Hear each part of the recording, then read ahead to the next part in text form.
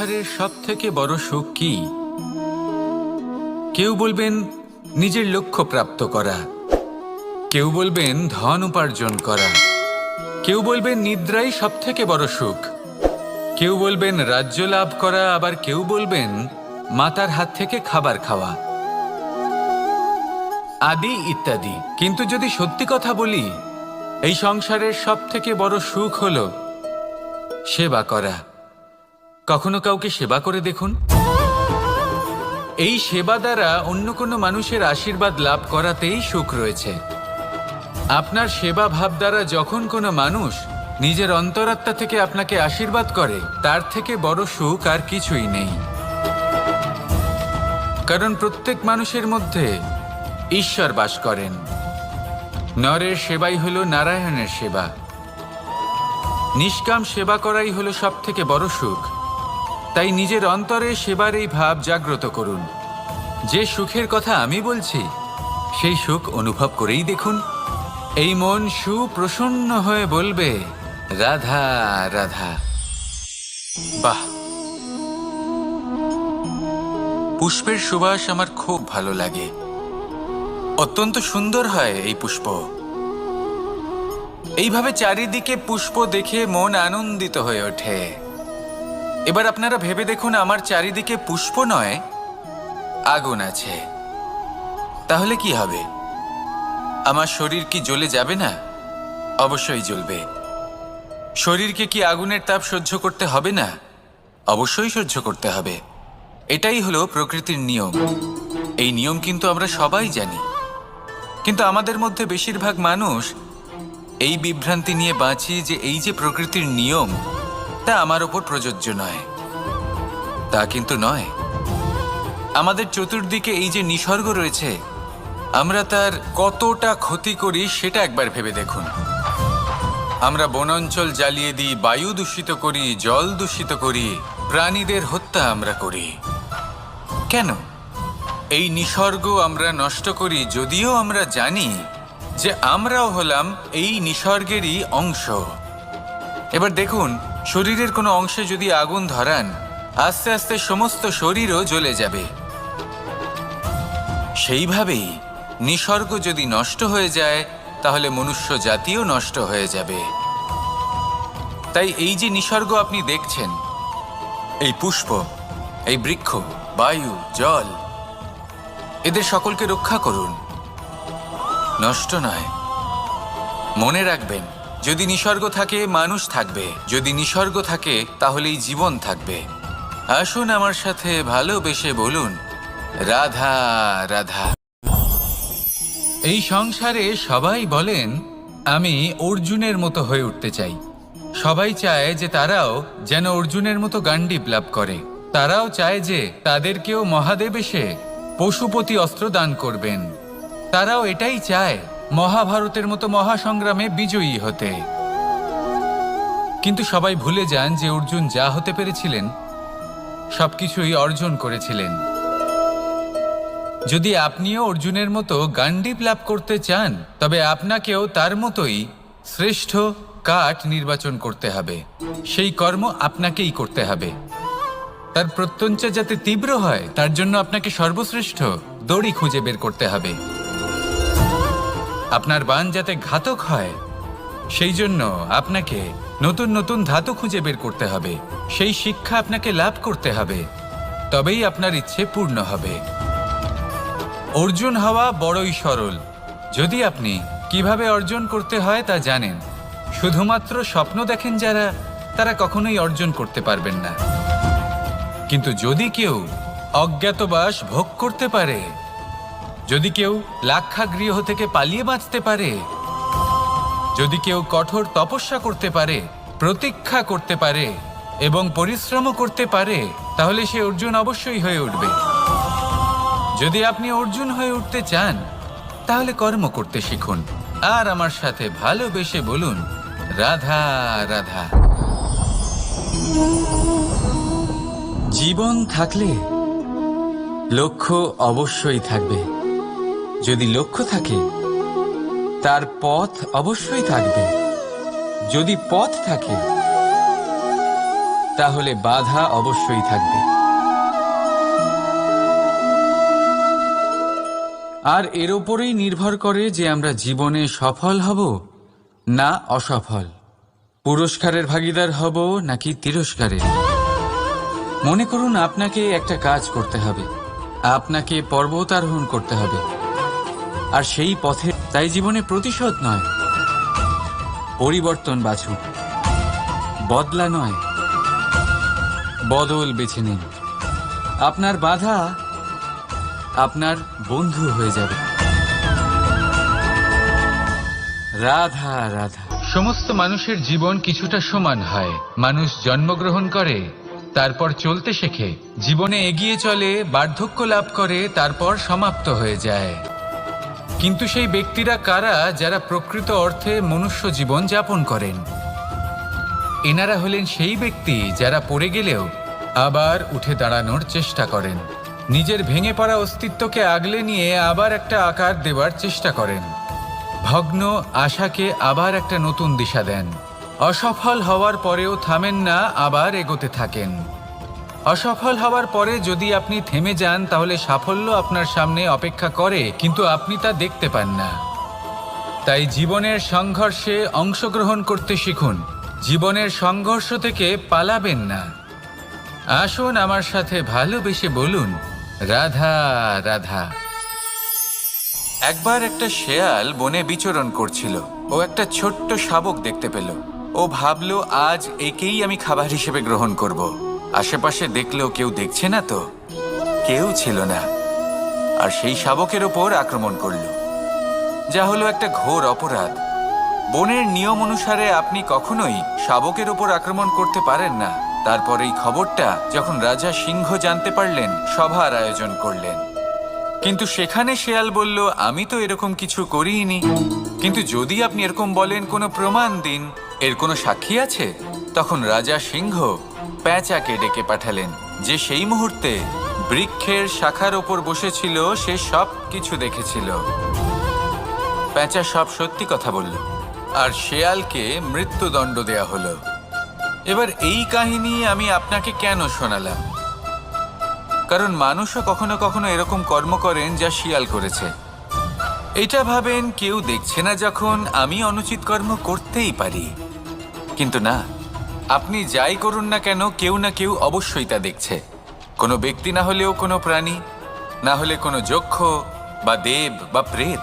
যদি এনারা কেউ না দেখেন, তাহলে ধরিত্রী মাতা দেখেন, যেখানে দাঁড়িয়ে আপনি সেই কর্ম করছেন, তাই না?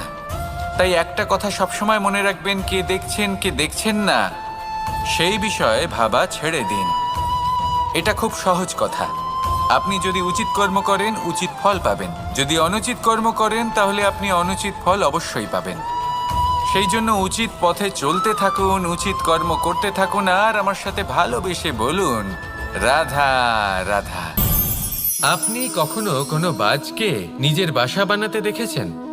এই বাজ যখনই কোনো বাসা বানায়, তখন উঁচু গাছের ডালে বা কোনো পর্বতের শিখরে বাসা বানায়, অনেক উচ্চতায়।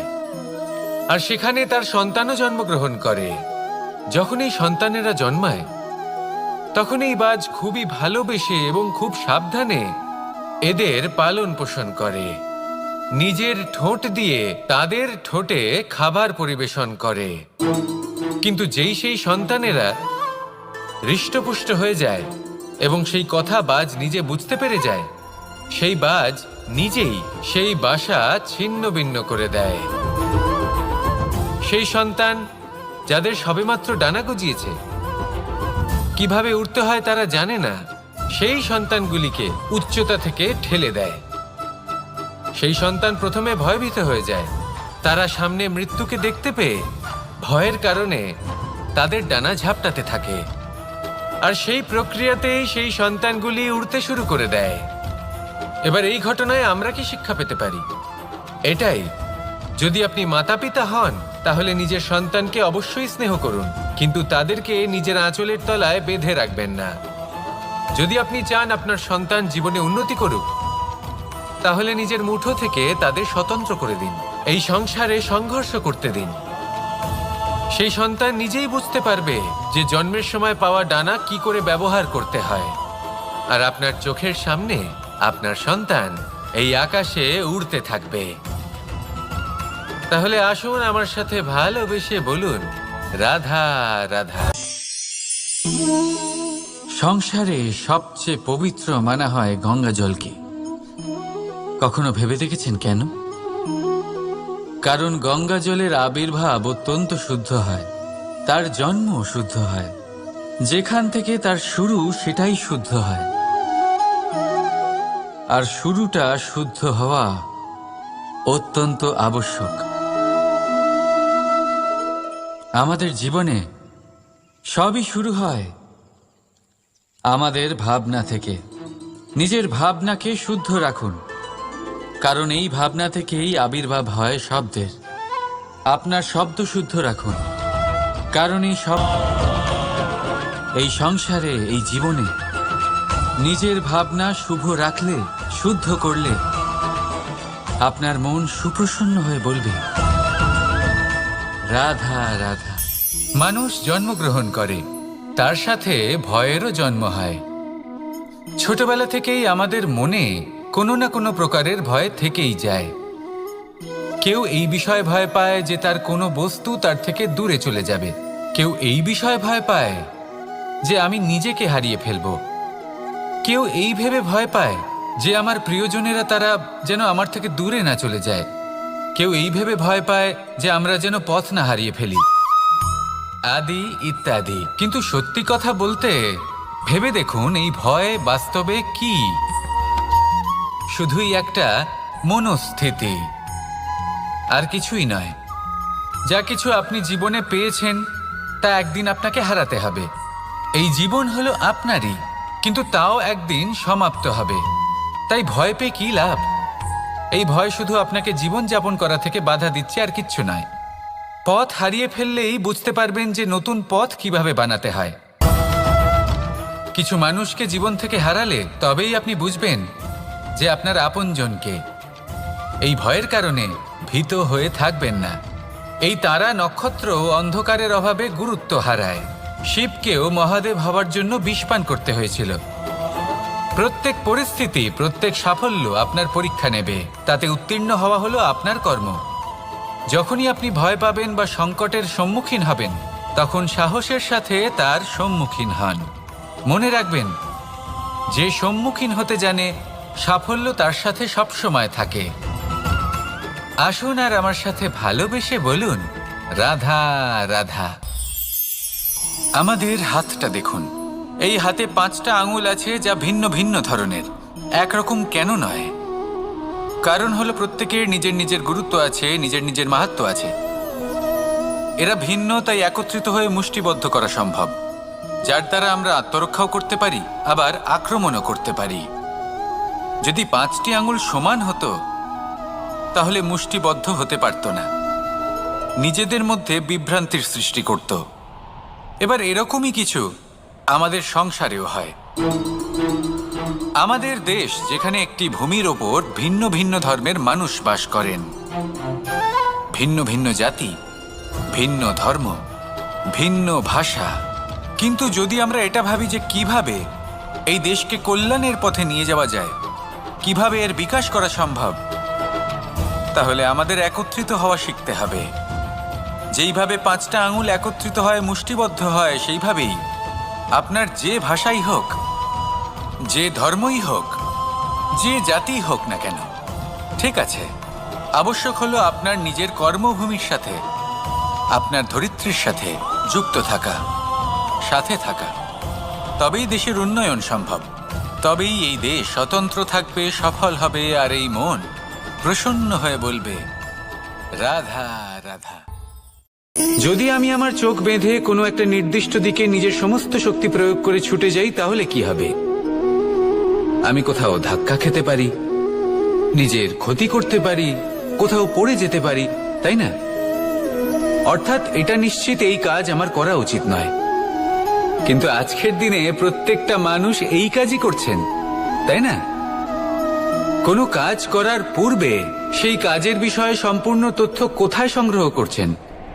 শুধু এটুকু জানেন যে এই কাজটা করলে কত ধন অর্জন করবেন আর কত নাম হবে, আর ব্যাস, সামনে এগিয়ে যান। এটা উচিত নয়। পূর্ণরূপে যে কোনো কাজ করার আগেই সেই কাজের বিশ্লেষণ করে নেওয়া উচিত, তা বুঝে নেওয়া উচিত এবং সেই বিষয়ে অবশ্যই খেয়াল রাখা উচিত যে আপনার শরীর এবং আপনার মন এই কাজ করার জন্য কি প্রস্তুত রয়েছে। যদি তা না হয় তাহলে প্রথমে নিজেকে শুধরে নিন, তারপরে সেই কাজ করুন। যদি এইভাবে জীবনে সামনে এগোন তাহলে সাফল্যের সম্ভাবনা জীবনে অনেক বেশি বেড়ে যাবে। তাহলে এটাই করুন আর আমার সাথে ভালোবেসে বলুন, রাধা রাধা। এই সংসারে সাফল্য লাভ করার জন্য জ্ঞানের প্রয়োজন হয়, পরিশ্রমের প্রয়োজন হয়, দৃঢ় নিষ্ঠার প্রয়োজন হয়, নিরন্তর চেষ্টা করা প্রয়োজনীয়। কিন্তু আরো কিছু আছে যা অত্যন্ত প্রয়োজনীয় এবং গুরুত্বপূর্ণ। তা হলো ভালো বন্ধু। তাদের থাকা অত্যন্ত প্রয়োজনীয়। যদি ভালো বন্ধু থাকে তাহলে সময় এলে তারা ঢাল হয়ে আপনাকে সুরক্ষা করবেন। সময় এলে অস্ত্রের মতো শত্রুকে সংহারও করবেন। যদি তিনি জ্ঞানী হন, তাদের মধ্যে সদ্গুণ থাকে, তাহলে এই সব গুণ আপনার মধ্যেও প্রবেশ করবে। তাহলে সাফল্যের জন্য ভালো বন্ধু পাওয়া অত্যন্ত প্রয়োজনীয়। কিন্তু শুধু বন্ধু কেন, ভালো শত্রুও থাকা প্রয়োজনীয়। এবার আপনি ভাববেন, এ আমি কি বললাম? যদি আপনার জীবনেও ভালো অর্থাৎ শক্তিশালী শত্রু থাকে তাহলে আপনিও শক্তিশালী হতে থাকবেন। এই শত্রু আপনাকে প্রেরিত করবে আরো বেশি শক্তিশালী হয়ে ওঠার। কখনো কোনো হরিণকে দেখুন, তীব্র গতিতে দৌড়তে থাকে। কেন তীব্র গতিতে দৌড়য়? এই কারণে নয় যে কোথাও তার জন্য মধুর ঘাস অপেক্ষা করে রয়েছে, না। সে এই কারণে তীব্র গতিতে দৌড়য় কারণ সেটা না করলে তার পেছনে একটি সিংহ আছে যে ওকে নিজের ভোজন করে ফেলবে। তাই জীবনে বিপদ, সংকট, এই সবকিছুও হলো অত্যন্ত গুরুত্বপূর্ণ। তার সম্মুখীন হতে শিখুন আর আমার সাথে ভালোবেসে বলুন, রাধা রাধা রাধা।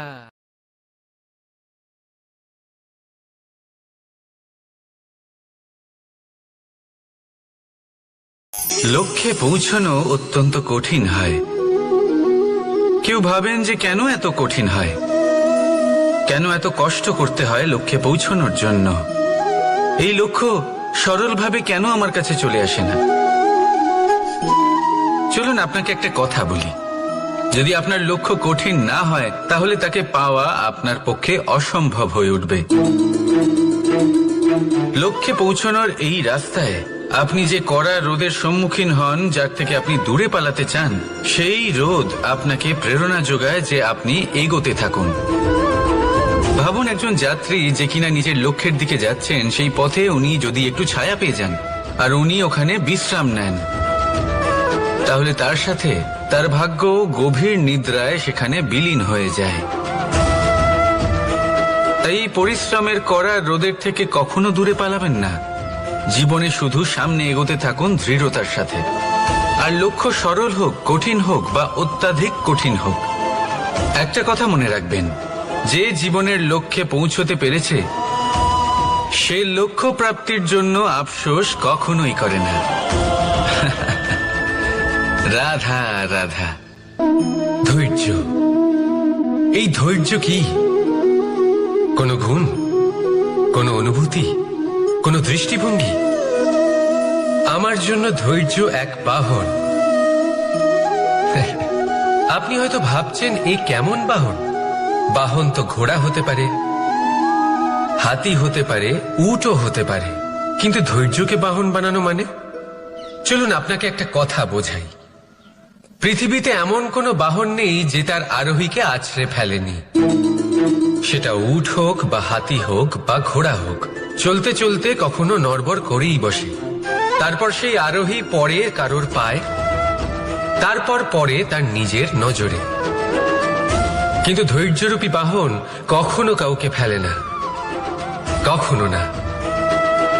না সেই আরোহী কারোর পায়ে পড়ে আর না তো নিজের নজরে। কারণ ধৈর্য আপনাকে বিবেক প্রদান করে, বিবেক আপনাকে পরিকল্পনায় সাহায্য করে, আর পরিকল্পনা প্রদান করে আপনাকে শক্তি, আপনার লক্ষ্যের দিকে অগ্রসর হওয়া। বুঝলেন? ধৈর্যকে সঙ্গে রাখুন, নিজেকে আরো ধৈর্যশীল করে তুলুন। এই ধৈর্যের সাহায্যে আরোহণ করে দেখুন কিভাবে এই বাহন আপনাকে আপনার গন্তব্যে পৌঁছে দেবে। রাধা রাধা। সংসারে এমন একটা ভ্রান্ত ধারণা রয়েছে যে সবকিছু ভাগ্যের দ্বারা পাওয়া যায়, কিন্তু ভাগ্য, প্রারব্ধ এ তো সকলের জন্যই সমান হয়। এটা তো ব্যক্তির উপরে নির্ভরশীল হয়, তার আকাঙ্ক্ষার উপরে নির্ভরশীল হয়, বাসনার উপরে নির্ভরশীল হয়, স্বভাবের উপরে নির্ভরশীল হয় যে উনি সেটা নিয়ে কি করেন।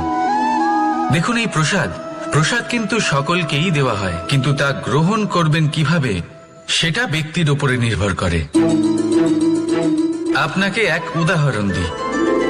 যেমন ধরুন, দুজন মানুষকে আমি একটা করে মাটির ডেলা দিলাম, সেটা নিয়ে তারা কি করবেন? একজন মানুষ তার ছোট ছোট ডেলা বানাবেন আর পথযাত্রীদের ওপরে ছুঁড়ে মারবেন, হাসি ঠাট্টা করবেন, তাদের বস্ত্র নোংরা করে দেবেন, সেটাতেই উনি আনন্দ পাবেন। অন্যদিকে দ্বিতীয় ব্যক্তি সেই মাটির ডেলা দিয়েই নিজের জন্য একটা কুঁড়ে ঘর বানাবেন। সেই কুঁড়ে ঘর যা রোদেতে, বৃষ্টিতে, ঝড়ে তাকে সুরক্ষিত রাখবে। অনুভূতি, এই অনুভূতি বদলাতে শিখুন। এই অনুভূতি অত্যন্ত গুরুত্বপূর্ণ। ভালোবাসাতেও এই অনুভূতি হলো অত্যন্ত গুরুত্বপূর্ণ। ভালোবাসা সে বন্ধুর সাথে হোক, মা বাবার সাথে হোক, ভাই বোনের সাথে হোক, স্ত্রীর সাথে হোক, যে কারোর সাথে হোক। মনে রাখবেন, এই হলো সেই অনুভূতি যা আপনার ভাগ্য নির্ধারণ করে থাকে। তাহলে আসুন আমার সাথে প্রেমের অনুভূতি নিয়ে বলুন, রাধা রাধা। লক্ষ্য, পথ আর সাফল্য, এই তিনটেই একে অপরের সাথে জড়িত, কিন্তু অনেকবার মানুষ এদের ঠিকভাবে বুঝতে পারেন না। তারা ভাবেন যে যেরকম লক্ষ্য হবে সেরকমই পথ হবে, সেই মতোই লক্ষ্য কঠিন হলে পথ কঠিন হবে, লক্ষ্য সরল হলে পথও সরল হবে। যদি আপনাকে আসল সত্যের সাথে অবগত করাই, তাহলে দেখবেন সবকিছুই এর উল্টো। লক্ষ্য নিজের পথ বানায় না, পথ সেটাই যেটা আপনি স্বয়ং নির্বাচন করে আপনি নিজে বানান। সেই অনুসারেই আপনি আপনার লক্ষ্যে পৌঁছতে পারবেন। সেই জন্য জীবনে যখনই লক্ষ্যে পৌঁছানোর পথের বিষয়ে আপনি কোনো সিদ্ধান্ত নেবেন, তাহলে তা ভেবে চিন্তে নেবেন, কারণ এই পথ অত্যন্ত গুরুত্বপূর্ণ। পথ যদি শুভ হয়, তাহলে লক্ষ্য আপনা থেকেই শুভ হয়ে যায়। তাহলে আসুন আমার সাথে ভালোবেসে বলুন, রাধা রাধা। ভাগ্য আর কর্ম, এই দুই এমন শব্দ যাকে ঘিরে সমগ্র সংসার। কেউ বলে আমার ভাগ্যে এটা ছিল না, যা পেলে আমার জীবন অন্যরকম হতো। কেউ বলে আমার গত জন্মের কর্ম নিশ্চয়ই এমন ছিল, যে কারণে এই জন্মে এরকম ভাগ্য পেয়েছি আমি। এসব বাদ দিন আর একবার শান্ত চিত্তে ভাবুন। আপনি বুঝতে পারবেন যে ভাগ্য আর কর্ম এই দুই এই জন্মের। তফাৎ শুধুমাত্র এটাই যে যদি ভাগ্যের কথা বলা হয়, তাহলে আপনি এই ভাগ্যের থেকে যত বেশি আশা করবেন, তত বেশি নিরাশ হবেন আপনি, কারণ এই আশা আপনাকে কর্ম করা থেকে আটকায়। যদি কথা বলা হয় কর্মের, তাহলে নিজের কর্মের প্রতি যত বিশ্বাস রাখবেন, তত বেশি সফলতা আপনার কাছে আসবে। তাই একটা কথা মনে রাখবেন, ভাগ্য আপনার কর্ম নির্ধারণ করে না, কিন্তু আপনার কর্ম আপনার ভাগ্যকে অবশ্যই নির্ধারণ করে। রাধা রাধা। নাম কত সাধারণ একটা বিষয়। প্রত্যেক মানুষ যে জন্ম নেয়, তাকে একটা নাম দেওয়া হয়, যা সে পেয়ে থাকে তার মাতা পিতার দ্বারা, না হলে তার গুরুর দ্বারা, বা কোনো আত্মীয়ের দ্বারা, বা কোনো কাছের মানুষের দ্বারা। এই নামের সাথেই সে আস্তে আস্তে বেড়ে ওঠে। কিন্তু এটাই কি সেই নাম? এই নামই কি সবকিছু? কখনোই নয়। একটা নাম সেটা যা আপনি জন্মের সময় লাভ করেন, যে নামে আপনি কর্মের পথে অগ্রসর হন। আরো একটা নাম সেটা যা আপনি আপনার কর্মের দ্বারা অর্জন করেন, আর এই নামেই আপনাকে সবাই যুগ যুগ ধরে মনে রাখে। আপনার আসল নাম সেটা নয় যা আপনাকে জন্মের সময় দেওয়া হয়েছিল। আপনার আসল নাম সেটা যেটা আপনি আপনার কর্ম দ্বারা লাভ করেছেন, কারণ সেই লাভের পেছনে প্রচুর প্রয়াস লুকিয়ে থাকে, অনেক পরিশ্রম লুকিয়ে থাকে। কিন্তু যদি আপনি চান যে মানুষ আপনার নাম মনে রাখে, তাহলে আপনাকে কর্মের পথে অগ্রসর হতেই হবে, শুভ কর্ম করতে হবে, অনর্গল চেষ্টা করে যেতে হবে, মহান কাজ করতে হবে। আর বিশ্বাস করুন, আপনি একটা মহান নামের ফল অবশ্যই লাভ করবেন। রাধা রাধা। আমি এখানে একা এই বনে বসে আছি, বাঁশি বাজাচ্ছি। কার জন্য? কে আছেন এখানে? কেউ নেই। আমার প্রজা, আমার রাজ্য, আমার পরিবার আমার থেকে অনেক দূরে আছেন। আমি এখানে একা এই বনে বসে এই আকাশের এই রঙের, গাছের এই সব ফলের, মাটির সুবাসের আনন্দ উপভোগ করছি। কেন? আমি হলাম দ্বারকাধীশ। এমন কি রাজকীয় বা ভৌতিক সুখ রয়েছে যে আমি ওখানে পেতে পারি না? সবকিছুই পেতে পারি, তাও এখানে বনে একা বসে আছি। কোন সুখ খুঁজে চলেছি? একা থাকার সুখ। আমরা প্রত্যেকদিন অনেক মানুষের সাথে, চিন্তাধারার সাথে, কর্মের সাথে, পরিস্থিতির সাথে, সুখ দুঃখের দ্বারা বেষ্টিত থাকি। জীবনের এই চক্রে আমরা জড়িয়ে পড়তে থাকি। যতই আমরা এই সমস্যার সমাধান করি, আমরা ততই এতে জড়িয়ে পড়ি। আমরা এতটাই জড়িয়ে পড়ি যে যখন আমরা আয়নায় নিজেদের দেখি, তখন আমরা নিজেদের চিনতেই পারি না। এমন মনে হয় যেন আমরা নিজেদের হারিয়ে ফেলেছি। সেই জন্য প্রত্যেক দিন আপনি কিছু সময় নিজের সাথে কাটান একান্তে। এটা অত্যন্ত আবশ্যক। নিজের অস্তিত্বের গভীরে গিয়ে দেখতে শিখুন, নিজেকে বুঝুন। অদ্ভুত শান্তির অনুভূতি হবে। যেমন এই বায়ু, এই বৃক্ষ, এই পুষ্প, এই নিসর্গ, এদের মতো আপনিও কখনো একলা হতে শিখুন। কখনো নিসর্গের একটা অংশ হয়ে দেখুন। এই মন প্রসন্ন হয়ে বলবে, রাধা। একবার একটা শেয়াল বনে বিচরণ করছিল। ও একটা ছোট্ট শাবক দেখতে পেল। ও ভাবল, আজ একেই আমি খাবার হিসেবে গ্রহণ করব। আশেপাশে দেখলো কেউ দেখছে না তো, কেউ ছিল না। আর সেই শাবকের ওপর আক্রমণ করলো, যা হলো একটা ঘোর অপরাধ। বনের নিয়ম অনুসারে আপনি কখনোই শাবকের ওপর আক্রমণ করতে পারেন না। তারপর এই খবরটা যখন রাজা সিংহ জানতে পারলেন, সভার আয়োজন করলেন। কিন্তু সেখানে শেয়াল বলল, আমি তো এরকম কিছু করিনি। কিন্তু যদি আপনি এরকম বলেন, কোনো প্রমাণ দিন, এর কোনো সাক্ষী আছে? তখন রাজা সিংহ পেঁচাকে ডেকে পাঠালেন, যে সেই মুহূর্তে বৃক্ষের শাখার ওপর বসেছিল। সে সব কিছু দেখেছিল। পেঁচা সব সত্যি কথা বলল, আর শেয়ালকে মৃত্যুদণ্ড দেয়া হলো। এবার এই কাহিনী আমি আপনাকে কেন শোনালাম? কারণ মানুষও কখনো কখনো এরকম কর্ম করেন যা শিয়াল করেছে। এটা ভাবেন কেউ দেখছে না, যখন আমি অনুচিত কর্ম করতেই পারি। কিন্তু না, আপনি যাই করুন না কেন, কেউ না কেউ অবশ্যই তা দেখছে। কোনো ব্যক্তি না হলেও কোনো প্রাণী, না হলে কোনো যক্ষ বা দেব বা প্রেত।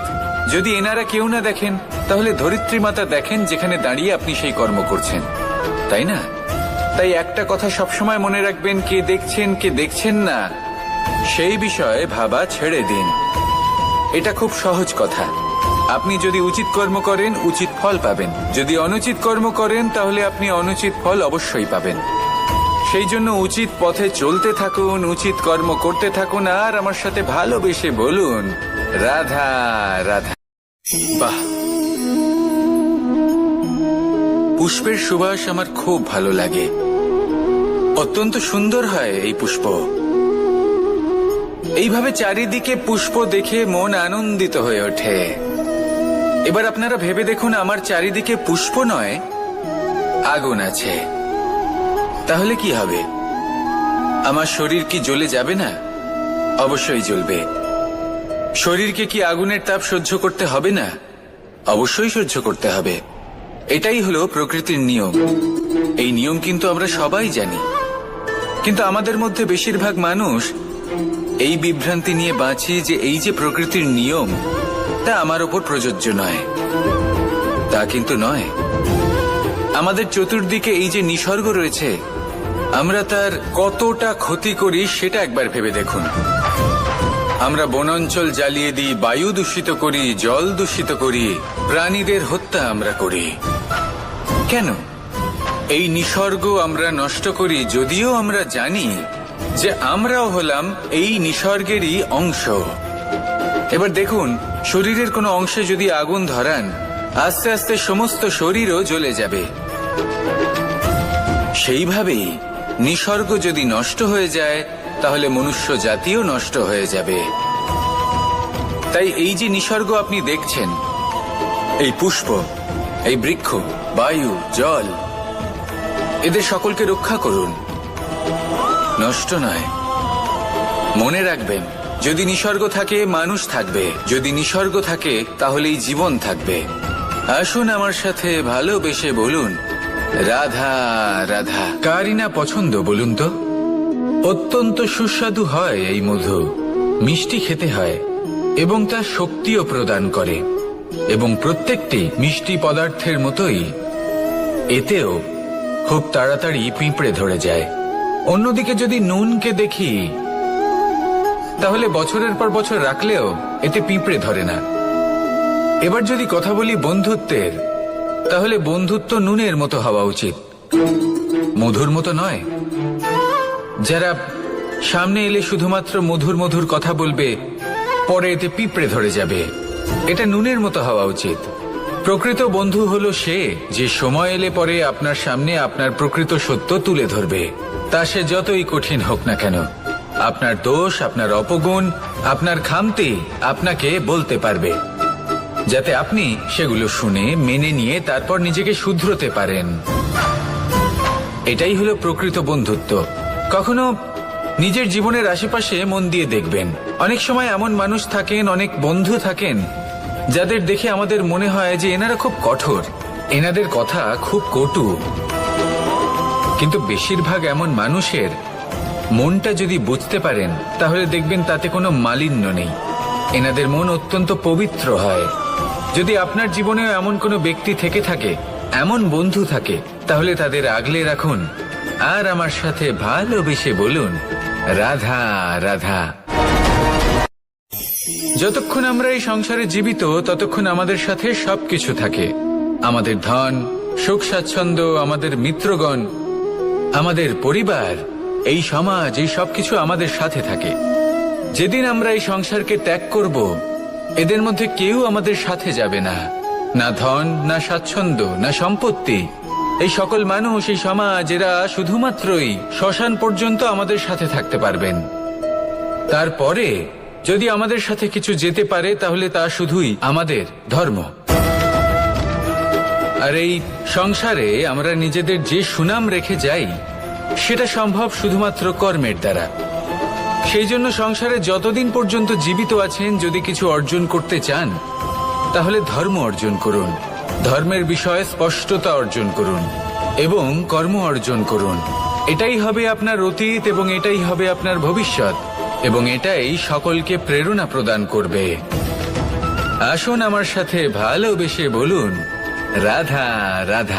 যখনই কোনো যাত্রায় যাব বলে মনে করি, তখনই আমরা প্রস্তুত থাকি আসন্ন বিপদের জন্য বা সংকটের জন্য। যেমন যদি আমাদের মনে হয় যে আজকের পরিবেশ খুব ঠান্ডা হবে, তাহলে আমরা গরম বস্ত্র ধারণ করি বা সেটাকে সাথে নিয়ে যাই। যদি মনে হয় যে বৃষ্টি হতে পারে বা বৃষ্টি হয়ে চলেছে, আমরা দেখছি, তাহলে আমরা একটা ছাতা সাথে নিয়ে নিই। আমরা প্রস্তুত থাকতে চাই এবং এটাই উচিত, এবং সেই কারণেই আমরা যাত্রায় সাফল্য লাভ করি।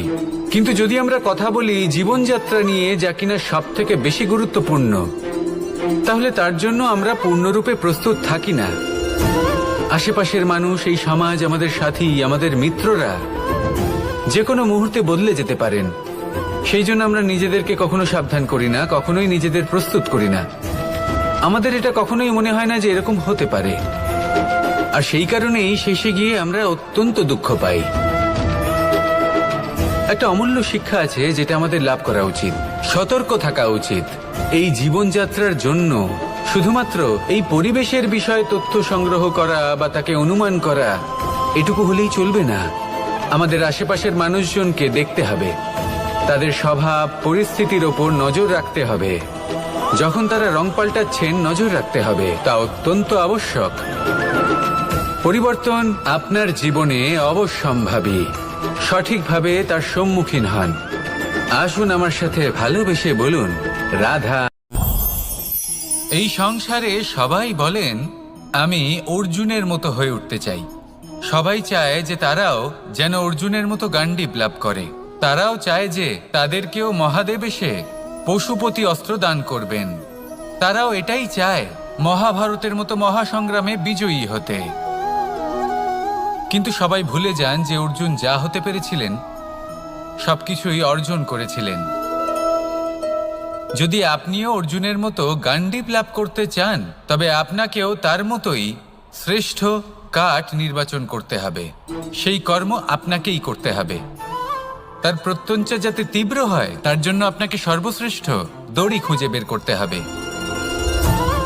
আপনার বাণ যাতে ঘাতক হয় সেই জন্য আপনাকে নতুন নতুন ধাতু খুঁজে বের করতে হবে। সেই শিক্ষা আপনাকে লাভ করতে হবে, তবেই আপনার ইচ্ছে পূর্ণ হবে।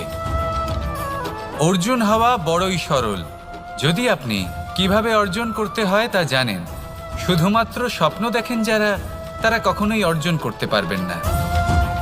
কিন্তু যদি কেউ অজ্ঞাতবাস ভোগ করতে পারে, যদি কেউ লাক্ষাগৃহ থেকে পালিয়ে বাঁচতে পারে, যদি কেউ কঠোর তপস্যা করতে পারে, প্রতীক্ষা করতে পারে এবং পরিশ্রমও করতে পারে, তাহলে সে অর্জুন অবশ্যই হয়ে উঠবে। যদি আপনি অর্জুন হয়ে উঠতে চান তাহলে কর্ম করতে শিখুন আর আমার সাথে ভালোবেসে বলুন, রাধা রাধা। জীবন থাকলে লক্ষ্য অবশ্যই থাকবে। যদি লক্ষ্য থাকে তার পথ অবশ্যই থাকবে। যদি পথ থাকে তাহলে বাধা অবশ্যই থাকবে। আর এর ওপরেই নির্ভর করে যে আমরা জীবনে সফল হব না অসফল, পুরস্কারের ভাগীদার হব নাকি। তাই জীবনে প্রতিশোধ নয়, পরিবর্তন বাছুন। বদলা নয়, বদল বেছে নিন। আপনার বাধা আপনার বন্ধু হয়ে যাবে। রাধা রাধা।